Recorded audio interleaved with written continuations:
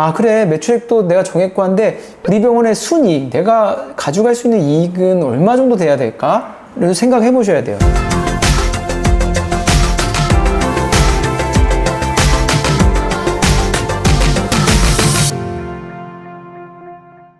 안녕하십니까. 개원을 쉽게 알리는 남자 여성철입니다. 이번 영상은 역시 혼란스러운 개원과 개원 준비하기, 사업계획 필요할까? 라는 부분에 대해서 말씀을 드릴까 합니다. 이번 영상은 개원하신 분보다 개원을 준비 중이거나 개원을 진행 중인 분들이 보시면 조금 더 도움이 되실 것 같습니다. 우리가 사실은 일반적인 사업은요, 대부분 사업을 시작하기 전에 사업 계획서라는 거를 작성을 하고요, 은행에도 제출하기도 하고 여러 가지 부분에 제출을 해서 사업 계획서를 많이 세우세요.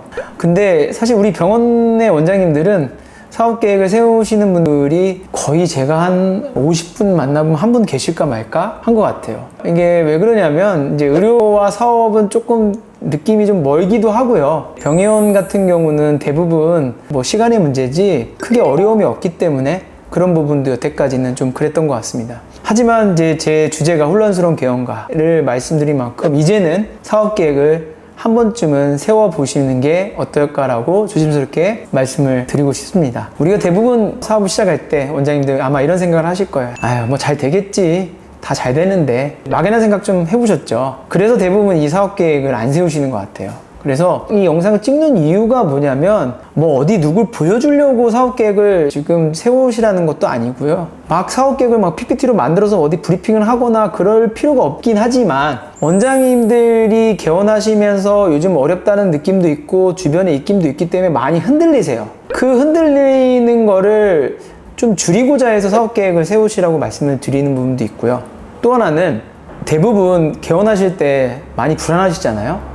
저희가 경험 삼아 보면 처음에는 원장님들께서 아 그래 요즘 어려우니까 이만큼만 됐으면 좋겠어, 난 이만큼 할 거야 라고 개업을 하시지만 막상 개업을 해서 보시면 주변이랑 또 비교도 하게 되기도 하고 아 이렇게 힘든데 내가 예전 생각보다는 이렇게는 안 되겠어 라고 해서 이전을 고민하시는 분들도 종종 그런 모습을 보면서 아 사업계획을 세우고 내가 어디까지 과연 생각하고 있는지를 한 번쯤 미리 깨닫는다면 좀 그런 부분들이 조금 더 차가 줄어들지 않을까 이런 생각이 듭니다. 사업계획서라고 해서 거창하게 말씀드렸지만 사실 원장님들께서는 그렇게 거창하게 하실 필요 없이 그냥 종이 한번 준비하셔서 손으로 그냥 순차적으로 내 머릿속에 있는 생각을 써보시는 걸 추천해 드려요.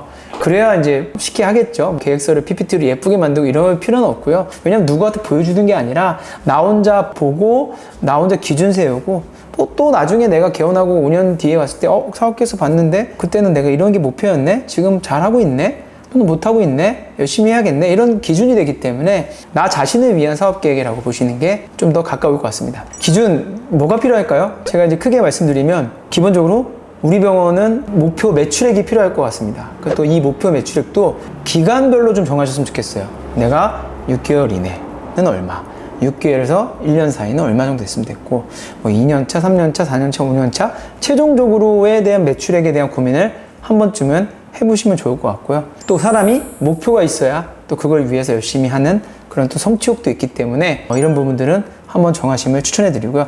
두 번째는 나의 재무적 목표는 어디까지인가를 생각해 보셔야 돼요. 제가 이제 계속 최근에 뭐 은퇴나 노후 뭐 이런 말씀을 드렸는데 원장님마다 생각하는 은퇴나 노후의 개념이 다 다를 겁니다. 어떤 분은 아 나는 얼마만 있어 벌면 돼, 나는 부족해, 이만큼 벌어야 돼, 난 자산이 얼마 있어야 돼, 이런 부분들을 한 번쯤은 생각을 해보셔야 돼요. 물론 지금 당장의 얘기가 아니라 되게 이 부분이 멀게 느껴지지만 이런 재무적인 관점의 부분이 있어야 목표 매출액도 나오기 때문에 어찌 보면 가장 멀고 어렵게 느껴지지만 제일 중요한 부분일 수도 있습니다. 그리고 세 번째는 아 그래 매출액도 내가 정했고 한데 우리 병원의 순이익, 내가 가져갈 수 있는 이익은 얼마 정도 돼야 될까? 를 생각해 보셔야 돼요. 이게 여러 가지를 뜻하는데요. 사실은요. 원장님이 이 순이익에 대한 부분을 생각해 보시면 만약에 내가 외벌이라고 하면 아 내가 집에 최소한 생활비가 얼마 드는데 얼마는 벌어야 돼 라고 따져볼 수도 있고요. 아 나는 나중에 애들한테도 증여 상속 계획도 있고 나도 나이 들어서 뭐 어떤 일을 새로 하거나 뭐 운동을 배우거나 취미를 하려면 이 정도는 있어야 돼, 이런 부분들까지 해서 종합적으로 생각해서 순이익을 한번 생각을 해 보셔야 돼요. 그리고 네 번째는 아 그러면 내가 이런 수익이나 이런 부분을 내려면 병원에 얼마 정도를 투자를 해야 될까? 내가 좀 공격적으로 순이익을 높이고 매출 높이려면 규모도 좀 커야 되고 시설 투자나 인테리어 투자를 해야 되는데 그런 부분을 제가 순서대로 말씀대로 맞물려서 생각을 복합적으로 하셔야 된다는 겁니다. 그리고 뭐 마케팅은 어떻게 할 건지, 내가 들어가는 상권에 다른 병원은 어떻게 마케팅하는지, 그래서 비용도 한번 생각을 해보셔야 되고요. 그 다음에 병원 이름, 진료 컨셉, 뭐 인재상 이런 부분들, 병원에 관련된 부수적인 내용들도 생각을 해보시는 게 좋을 거라 생각합니다. 뭐 제가 오늘은 이제 개원 예정인 분들한테 말씀드렸는데요. 항상 제가 상담 시에 드리는 말씀이기도 하고 재무적인 목표를 제가 짜드리기도 하거든요. 그래서 그런 부분들은 한번 원장님들께서 고려하시고 꼭 적어보시기를 추천드립니다.